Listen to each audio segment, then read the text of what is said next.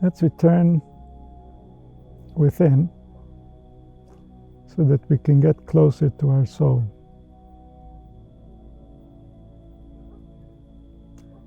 The soul is the part of us that knows. It knows the entire truth at all times. It can never leave the truth. It only gives power to the body according to the truth. Sometimes part of the truth the soul has to deal with is the fact that the mind is arguing with the truth. And even then, the soul will give life to the body based on the truth, how the truth demands that it acts with such a brain.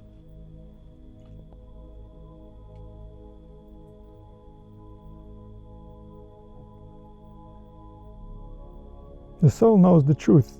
This is her nature. She is alive. Alive means attached to the truth. The body, the organs of the body can get programmed to be according to the truth and align with the soul, or programmed to be in conflict with the truth and contradict the soul.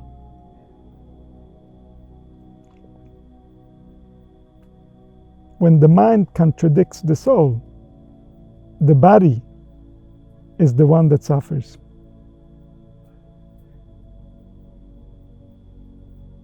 Because the soul can only give to the body based on the truth.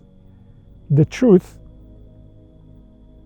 reacts to the activity of the organs, including the brain. And so if the brain is in conflict with the truth, the soul has to give less life to the body.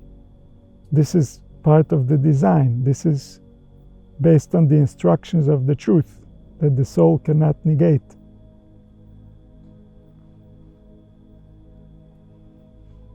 The body is a metaphor. And so everything that happens in the world of concept, everything that takes place in the world of thought, gets translated into the metaphor that is the body. Every type of thought is somehow related to organs of the body and their desires and their functions, and what gives them more or less life. Every organ knows what gives life and what takes life from it, because every organ is using that life force that it receives from the soul in order to manifest its function, in order to stay alive.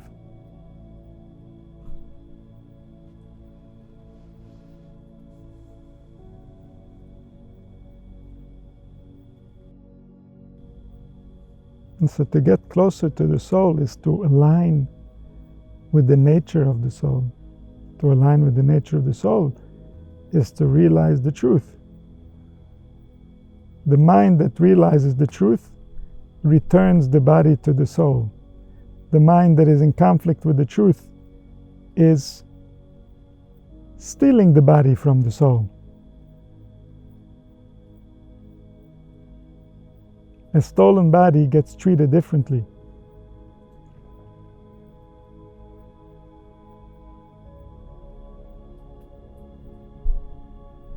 A body that's connected to the soul is paradise. A body that's in conflict with the soul because of the mind is hell.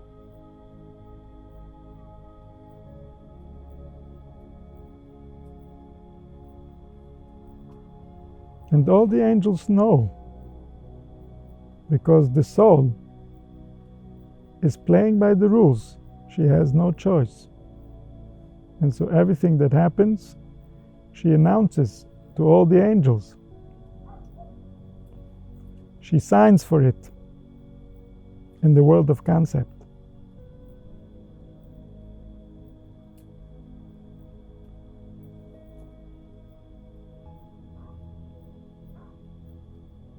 And then the angels react based on our stance. We're the only ones moving.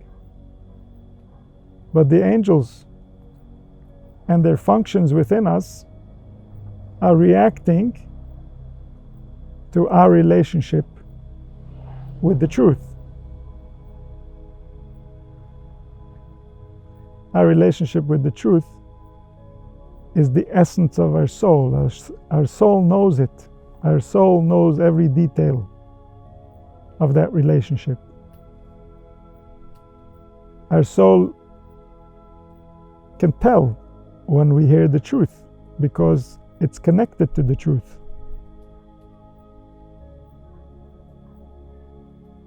To the extent that our mind is filled with things that are not true, to that extent our mind can no longer listen to our soul.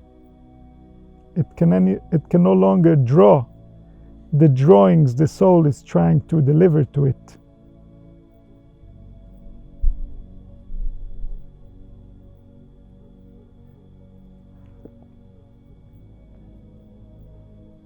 And then that body is directing itself in a way that lacks soul. Because the mind that's running the body has been separated from the soul, separated from its true nature, separated from the knowledge that's inherent in the organs by the nature of their function. This is the pride of the universe, is the intelligence to create this vessel that can contain consciousness. This vessel can be developed to contain many different forms of consciousness, many different levels of consciousness. This is the pride of the universe, to create a vessel that can be wise enough to interact with its source. It interacts with its source by remembering its true nature. If it has forgotten its true nature, then it's not interacting directly with the source, it's interacting through intermediaries, through other authorities, through beliefs and habits and attributes that are not accurate to their source. Then what we see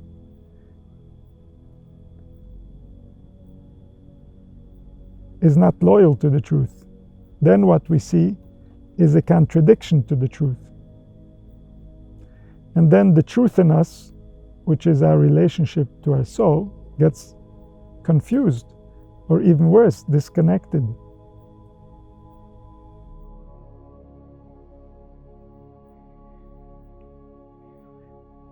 And so the truth is what's in charge of the development of our vessel. According to how much our beliefs align with the truth, accordingly our vessel will develop accurately, and to the extent that our beliefs are in conflict with the truth, something within our vessel is going to get damaged, and it's not going to develop in its natural way. We're not going to realize the nature of the truth accurately.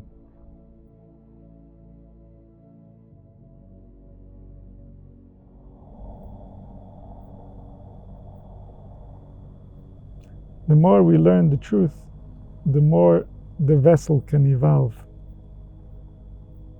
The more we can get closer to the actual experience we were meant to have in the first place.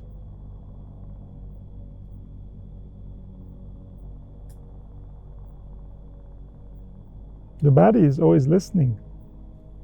The body is always writing down.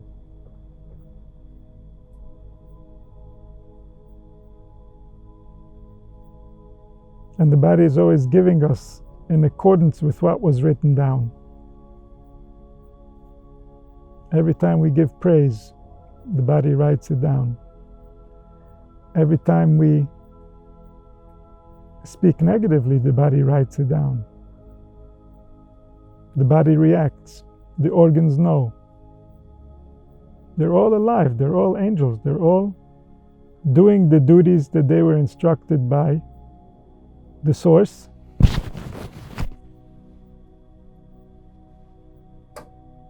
And they're making life happen. Each has a name. Each has a function.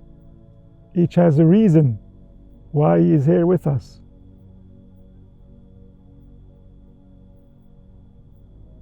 And his food is the truth.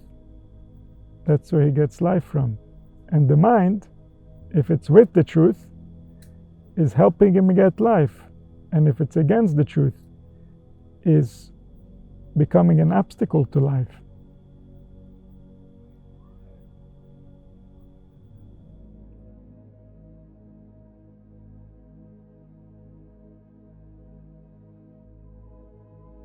So the soul is called Nishmas Chaim, the breath of life. The breath of life comes from an intelligent force that knows the truth. The breath is reacting to the truth. The breath knows our biological condition and reacts accordingly. This is the intelligence that gives life.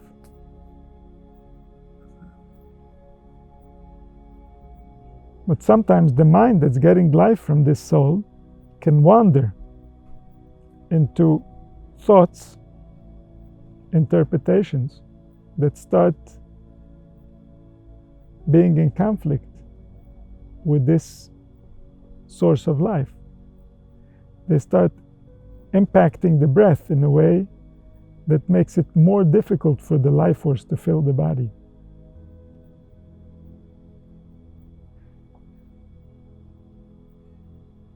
And then the mind has gone rogue.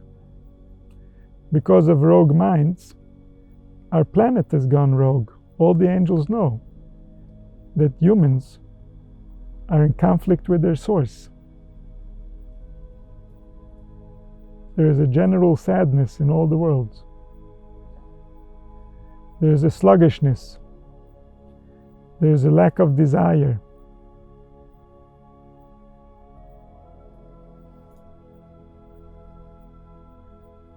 And when the minds will return to an accurate belief, all the angels, all the worlds are going to rejoice, because planet Earth is going to return to the glory that it was designed for. Planet Earth is the crown jewel. It's the cause of the entire complexity. Everything else is simple, but planet Earth hosts something very complex. A creature that is a combination of so many creatures, and together they create a kingdom that is run by the impulse of life that resides in unseen dimensions, from where the soul sends life to the body, from where something that is beyond concept reveals itself through concept and through matter.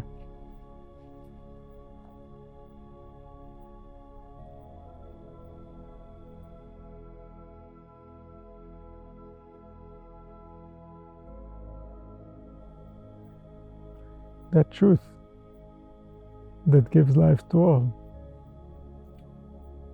is the name of the source, is the intelligence that a human being can access in order to meet the will of the one who designed him.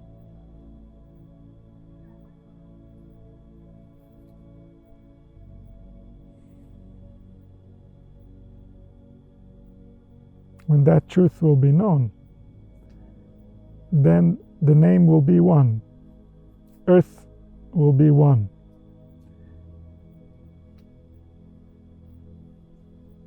All the residents of Earth will unite as one. All the creatures on Earth will act as one.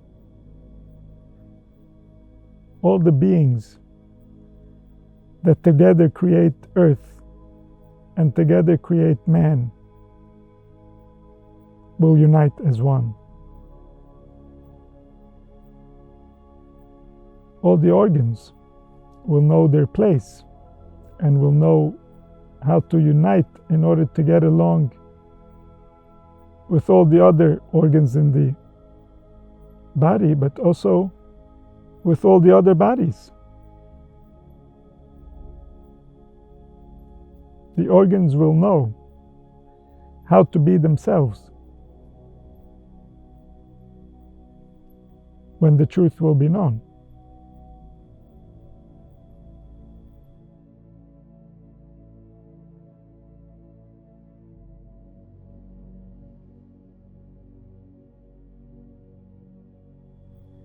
And then the soul will be revealed in the body. There will be no distinction between the soul and the body. The only distinction between a soul and a body is a conflicted mind.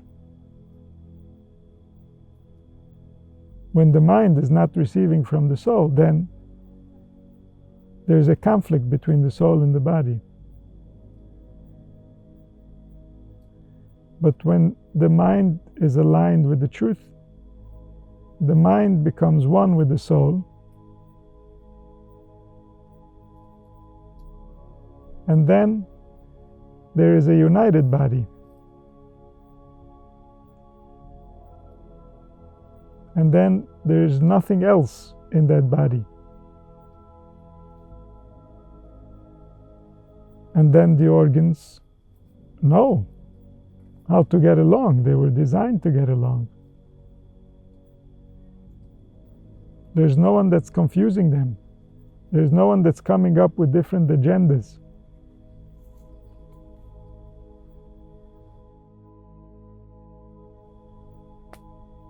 And then the one is the king on the many.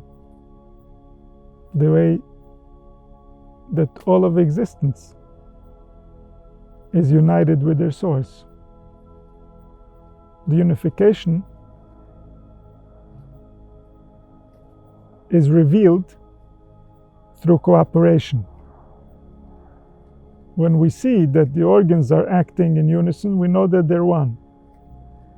When we see humanity will act as one, this will testify to the unity of their source.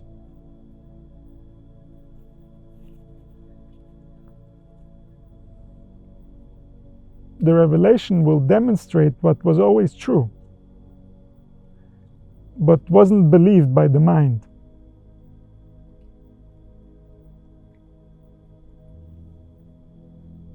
The mind needs to come to the truth. The mind is waiting for the truth to come to it. The truth will not come to the mind. The mind needs to come to the truth. The mind needs to return to the soul. The mind needs to be more careful of how it's using the body.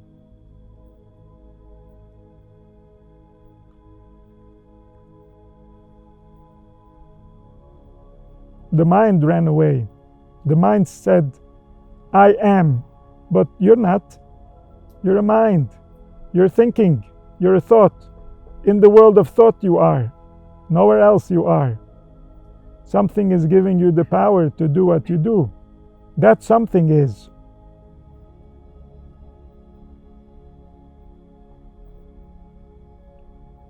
The mind is not. But the brain that's giving the mind power to think is. The heart that's giving life is. The soul that knows the truth is. The mind is not. He built himself a whole kingdom in his mind. That kingdom is not. He feels very important. In his mind, that importance is not.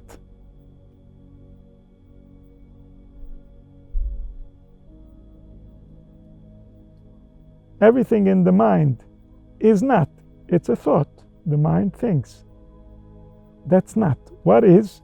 The truth is. The truth that creates a mind and lets it think, that truth is. The soul that knows the truth is. The mind is not.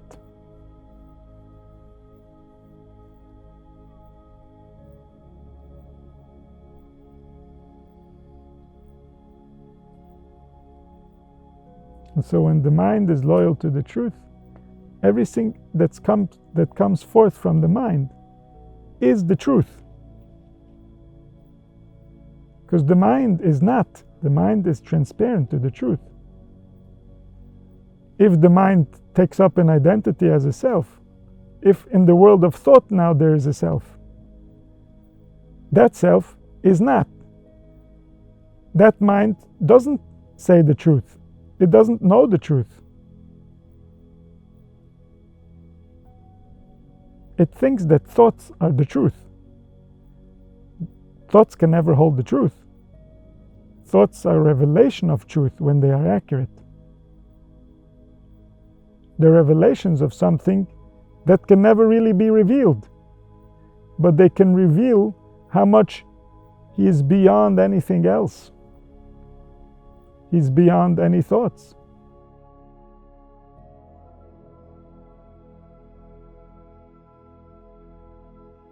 And so when everything that is not doesn't interfere with everything that is, then the body receives life. Then the soul can be in its truth, also in the body. There's no one denying its truth. Then all the organs can receive their sustenance.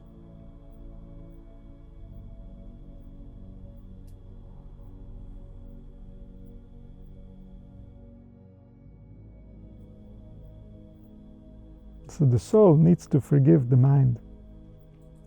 The soul needs to forgive itself for being the owner of such a mind.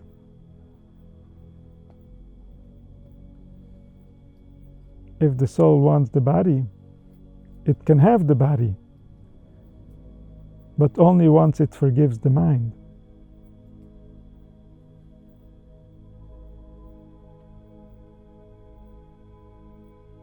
The mind was the protector when we were being attacked from the outside. But the heart is the protector if we're being attacked from the inside. Because the attack from the inside is the mind, as it's trying to protect us on the outside. It's trying to protect us on the outside because the heart has forgotten its power.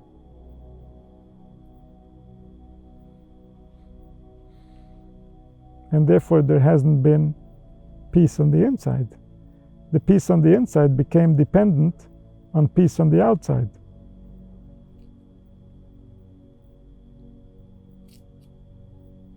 And so the mind is trying to create peace on the outside so the heart can have peace inside. But then the mind attacks the heart, attacks the body, because the outside is not reasonable. The outside is not healthy. The outside is not good for the brain or for the heart.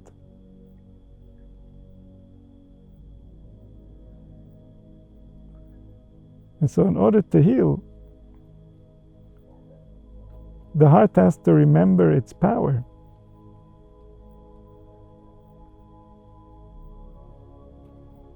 The brain has to return to the truth so that it can align with the soul. The soul needs to forgive the brain so that the heart can calm down. And only then can there be healing, when the organs are back to the truth. The truth that was there when we were born. That truth that we've lost as we accumulated information and confused that for something it's not.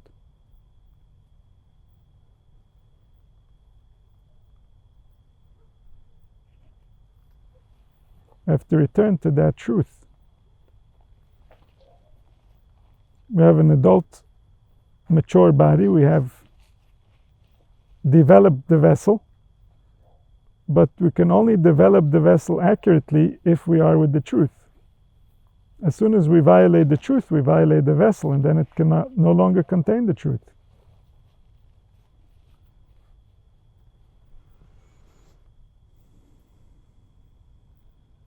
This is called repentance, the repairing of the vessel.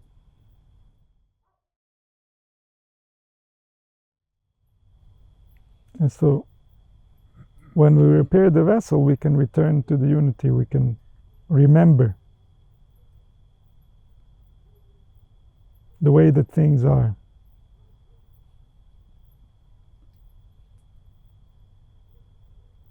And then we can gain access to our soul. That's the only way to ever heal. Because the body, if we heal,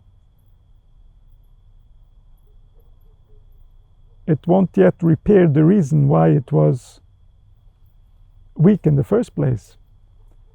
We need to find the place in the soul that needs to be healed.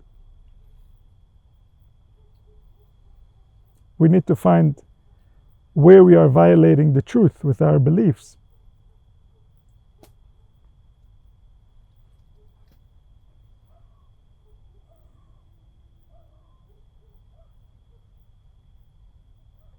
Only through that can we heal properly.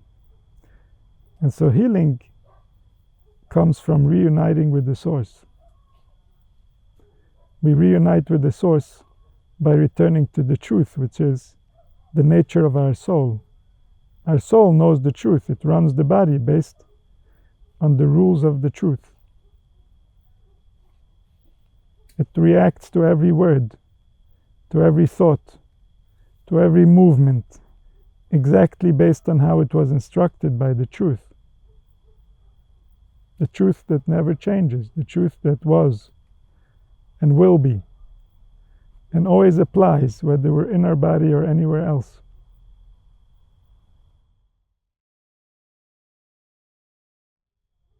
And so that truth is what gives life, and that truth heals life. That truth is always fully alive. It's waiting for us to open our vessel so that we can be more alive. That truth is what we're trying to align with.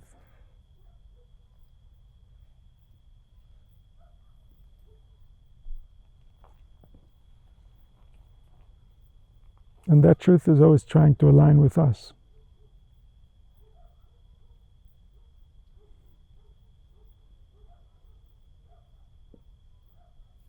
And this is the nature of calling the name, calling the truth, calling everything that was there before we believed the lie.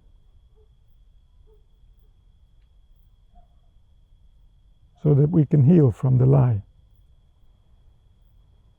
Healing physically and healing spiritually. Returning the organs to their function and returning the beliefs to be accurate according to the truth, so that the name can be one in each one of us and in all of us together.